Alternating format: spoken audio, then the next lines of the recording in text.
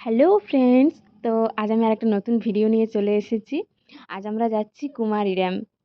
এই যে এই ব্রিজটা, এটা নতুন বানানো হয়েছে, আগে এটা ছিল না। আমরা আগেরবার যখন এসেছিলাম তখন এটার কাজ চলছিল। এখন খুব সুন্দর হয়ে গেছে ব্রিজটা, আর এখন এই রাস্তাটাতেই যাওয়া আসা চলছে। আগের রাস্তাটা বন্ধ করে দেওয়া হয়েছে।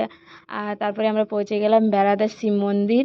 এখানে কালকে সোমবার, তো অনেকেই আজকের থেকেই এসে আছে।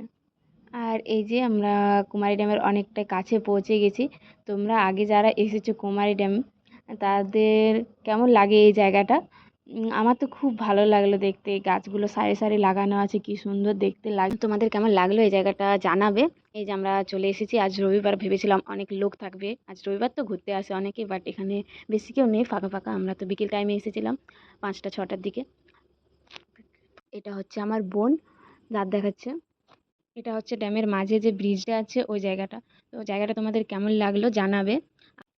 আমাদের বাড়ি ফিরতে রাত 10টা বেজে গেছিলো, কারণ সামনেই ছিল আমার দিদির বাড়ি। তো দিদির বাড়ি গেলাম, তো দিদিরা খাওয়া দাওয়া না করে ছাড়লো না, তো তার জন্য আমাদের 10টা বেজে গিয়েছিলো।